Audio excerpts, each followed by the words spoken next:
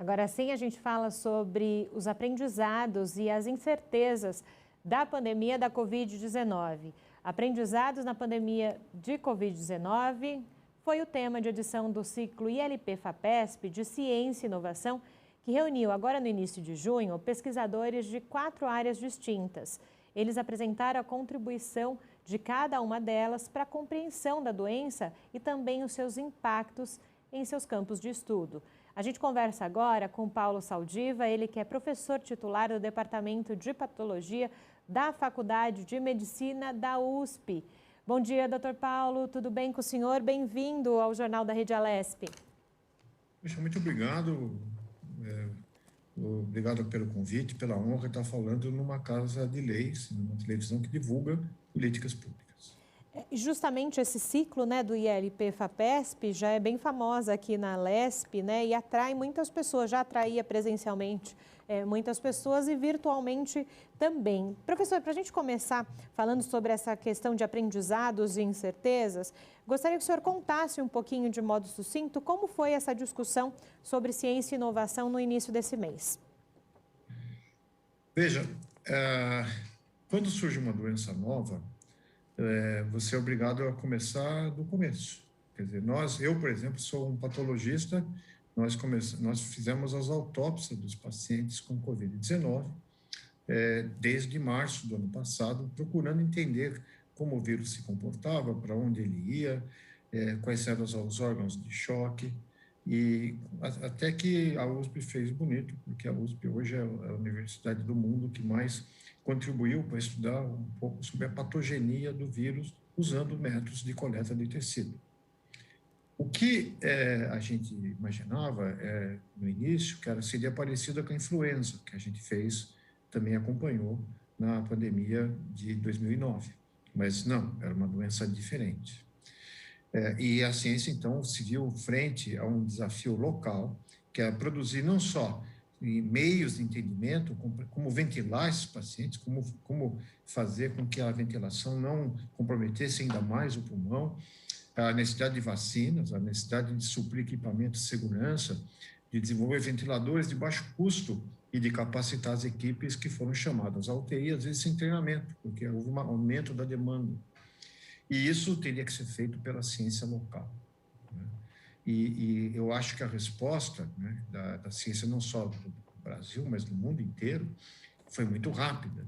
Por exemplo, as vacinas, que normalmente demoravam 10 anos entre você isolar, até um pouquinho mais, algumas demoraram quase 80 anos entre você isolar o agente e colocar no braço de alguém, injetar em alguém, elas foram conseguidas nessa pandemia em 16 semanas, com um avanço extraordinário da doença. O que a gente aprendeu? Que a gente não sabia nada, muito pouco, sobre os coronavírus, e após um ano a gente ainda tem dúvidas em relação a quanto tempo vai permanecer a imunidade, nós vamos ter que tomar vacina possivelmente o ano que vem, mas vai ser contra ou uma variante ou todas as variantes que estão circulando à semelhança da gripe. E nós vamos conseguir manter uma estrutura de vigilância de forma a detectar o surgimento dessas novas variantes e conseguir controlá-las. Nós vamos ter vacina para o mundo inteiro, porque as vacinas hoje são destinadas a quem mais pode pagar por elas, e não para quem realmente precisa. E isso mostrou num vírus que se transmite por pessoas, pelo contato direto das pessoas, que talvez seja insuficiente. Se surgir uma variante num país distante, ele rapidamente, como aconteceu com as variantes indianas, que 4 semanas depois saiu da Índia e já estava em mais de 60 países. Então, nós vamos ter que modificar coisas que estão além da ciência e que são mais imprevisíveis também. A gestão, a produção de insumos. E eu tenho convicção que face à demanda futura para beta-coronavírus, nós vamos ter que adquirir a capacidade instalada de produzir as novas vacinas, assim como nós estamos fazendo com dengue, que vai ser talvez a melhor vacina do mundo, sairá aqui do Butantan, e vou ter que fazer isso também para as vacinas de Covid-19, adaptando-as à realidade brasileira. Então, e finalmente, não queria me alongar nessa parte, teremos também o desafio de lidar com aspectos culturais, como a resistência natural à vacina, que já existia antes dessa pandemia, mas hoje, nunca como nunca, a desinformação correndo nas redes faz com que exista uma reação vacinal, uma reação, digamos, suspeitando que a vacina pode ser, ela, um fator de risco e não de proteção, o que é um fato absolutamente irreal. Professor, tentando destrinchar um pouco essa fala inicial do senhor, né? O senhor falou o quanto se tem aprendido desde o início da pandemia com o vírus, né? O senhor falou, na área do senhor, vocês fizeram as autópsias das pessoas que acabaram falecendo pela Covid-19. Também para a comunidade médica, foi algo inicial, vocês imaginaram uma situação e depois, analisando essas questões, né, o senhor analisando essas autópsias desses corpos, entendendo como esse vírus foi se difundindo na população, tivemos muitas diferenças também para a comunidade médica, tivemos muitos pontos de interrogação? Sem dúvida, porque, por exemplo, a influenza, né, que a gente toma vacina todo ano, o vírus reconhece receptores, ou seja, ele tem a chave para abrir a fechadura de células do sistema respiratório. Então, é uma doença que pode ter manifestações sistêmicas, mas não pela presença do vírus, mas pela reação inflamatória que nós montamos contra ele. Ou das infecções bacterianas secundárias que a gente contrai por estarmos fragilizados pela influenza, mas é uma doença localizada. A primeira informação que é descoberta que a gente fez foi que o vírus era muito mais agressivo do ponto de vista de lesão do pulmão do que a influenza, ele é muito mais agressivo. Ele também provocava um fenômeno trombótico importante, muito maior, cerca de 8 vezes maior do que os casos de influenza, tanto no pulmão como em via sistêmica. E isso foi uma das contribuições do grupo aqui da Universidade de São Paulo. E depois que o vírus ia para todos os órgãos, a gente identificou no cérebro, né, em gônadas, fígado, rins, pâncreas, intestino, coração. E isso mostra que o vírus está lá provocando uma inflamação muito mais grave do que os casos de influenza.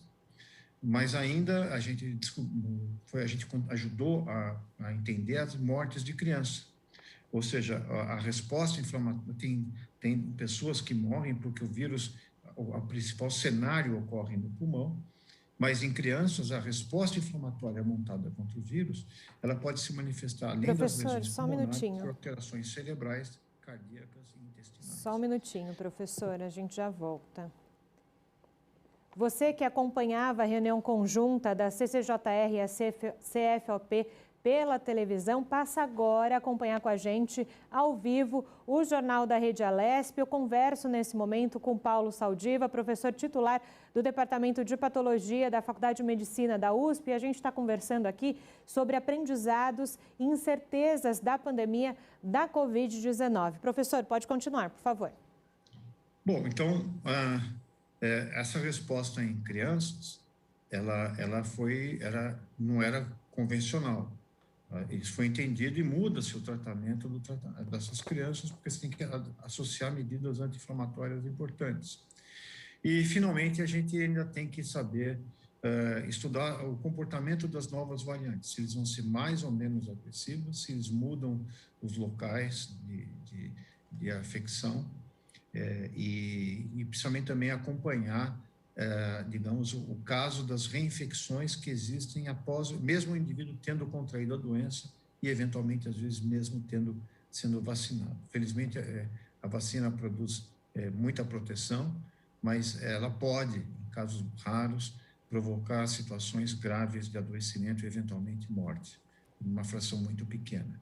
Então, ou seja, a gente nunca parou de aprender e vamos continuar aprendendo. Isso mostra que o vigor do sistema de pesquisa ele tem que ser empregado, né, frente a uma emergência como essa e prover soluções que sejam adequadas para a nossa cultural, econômica, por exemplo. Nós temos uma população que raramente poderá ficar em isolamento social por tempo muito longo, a não ser que tenha um apoio financeiro para tal. E eu posso garantir que a generosidade das famílias que permite esse estudo, porque a gente faz sem abrir o corpo, nós não temos, tivemos até que desenvolver uma nova forma de fazer a autópsia, fazendo como se fossem biópsias dos órgãos guiados por imagem. E era como se eles estivessem doando conhecimento, não fazendo uma doação de órgão. Essas pessoas fazem parte daquelas criaturas, das pessoas invisíveis que mantiveram a nossa sociedade funcionando. Elas dirigiam aplicativos, dirigiam ônibus, trabalhavam no comércio, varriam as ruas, trabalhavam em creches. São mortes, são crônicas,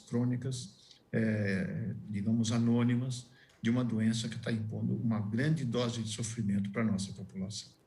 Perfeito. Professor Paulo Saldiva, muito obrigada, viu, pela contribuição do senhor hoje por aqui. Boa tarde. Muito obrigado pela oportunidade e um abraço a todos.